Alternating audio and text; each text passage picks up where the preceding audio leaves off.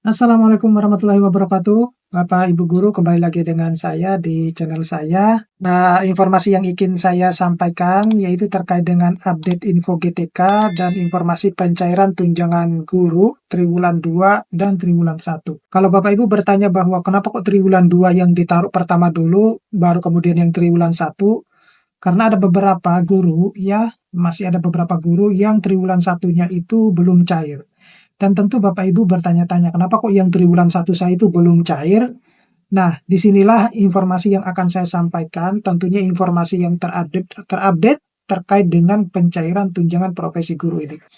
Namun Bapak Ibu guru, sebelum kita lanjut, saya mau menginformasikan kepada Bapak Ibu guru, bagi Bapak Ibu guru yang ingin mendownload e-book yang bisa dipakai untuk mengajar pegangan siswanya, kemudian modul-modul PPG, dan lain sebagainya yang bisa digunakan untuk aktivitas mengajar, Bapak Ibu bisa mendownload melalui link download yang sudah saya sediakan di deskripsi dari video ini. Jadi kembali ke topik utama Bapak Ibu berkaitan dengan update info GTK dan informasi pencairan tunjangan guru triwulan 2 dan triwulan 1, di mana ini update terbaru. Banyak juga teman-teman guru yang bertanya-tanya terkait dengan kenapa triwulan 1 saya itu belum cair.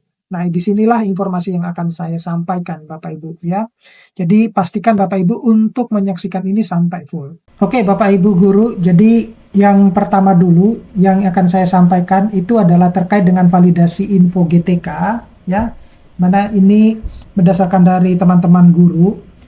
Yang pertama, data guru yang belum valid akan diproses di tahap berikutnya. Jadi teman-teman guru yang triwulan satunya itu belum cair terkait dengan mungkin ya, kenapa kok dia belum cair, karena mungkin ada data yang belum valid, sehingga Bapak Ibu guru itu khusus untuk guru-guru yang belum mendapatkan triwulan 1 itu akan diproses pada tahap berikutnya. Nanti akan saya beritahu di slide-slide berikutnya. Kemudian yang kedua itu, guru-guru itu dilarang melakukan kecurangan jam mengajar ya. Misalnya dengan memindahkan jam ke guru yang lain, di mana guru yang bersangkutan yang sebelumnya sudah menerima tunjangan triwulan 1, jamnya itu diberikan ke guru-guru yang belum menerima tunjangan di triwulan 1 tersebut karena kekurangan jam ya.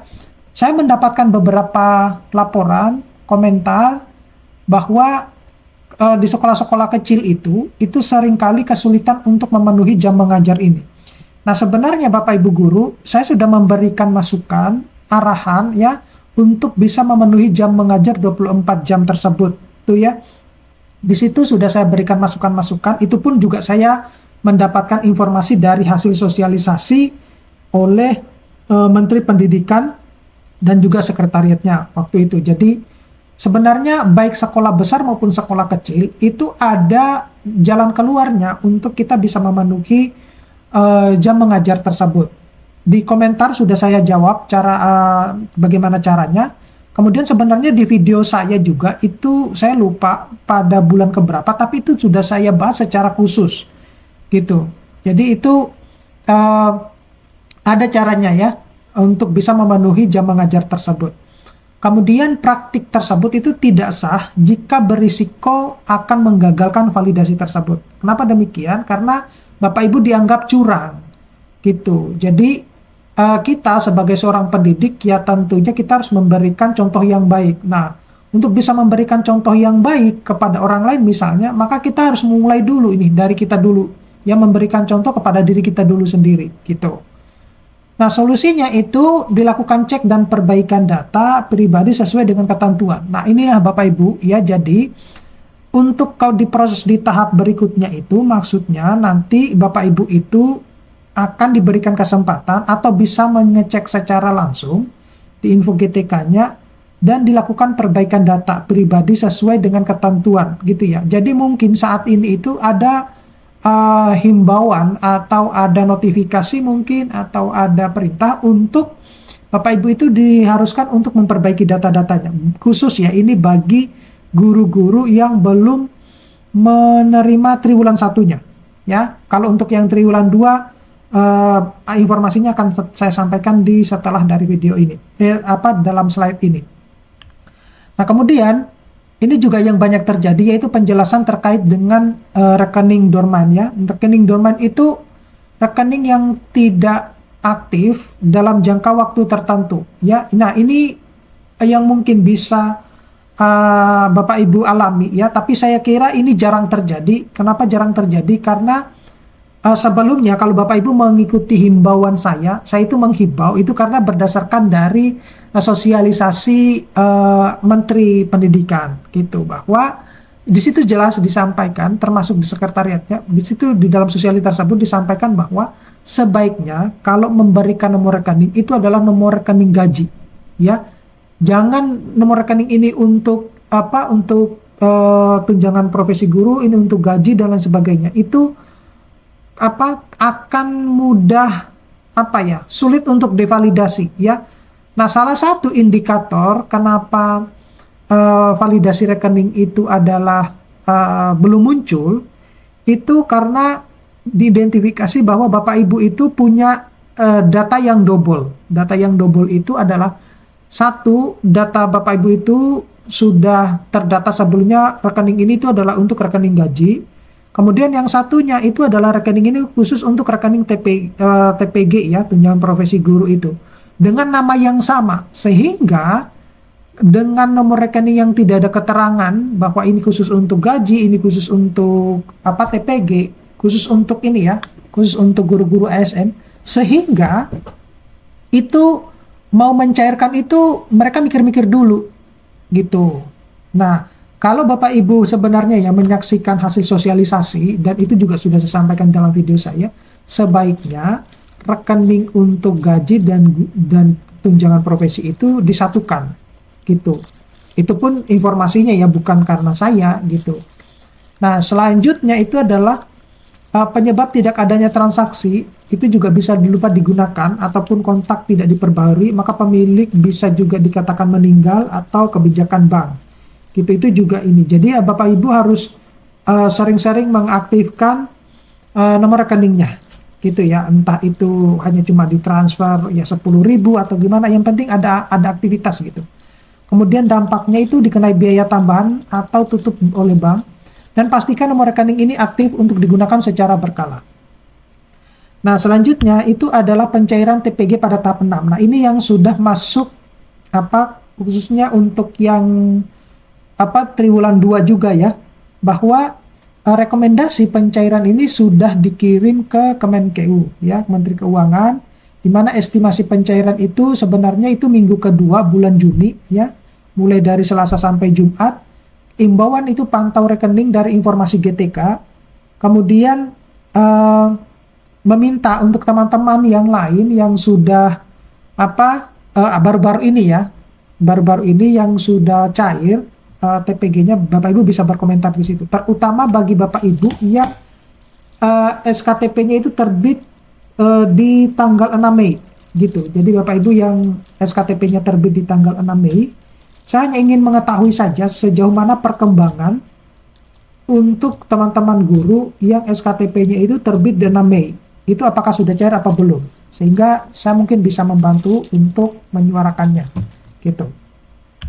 Kemudian verifikasi rekening ini tidak diulang Bapak Ibu ya. Jadi banyak yang mengeluh ke saya kemarin terkait bahwa mereka sudah menanyakan langsung ke dinas, tapi dinas hanya cuma menyampaikan bahwa mohon bersabar gitu ya. Jadi pada akhirnya memang banyak yang berkomentar bahwa guru-guru di Indonesia itu harus memiliki tingkat kesabaran setingkat dewa gitu ya. Itu karena memang ujiannya cukup berat ya.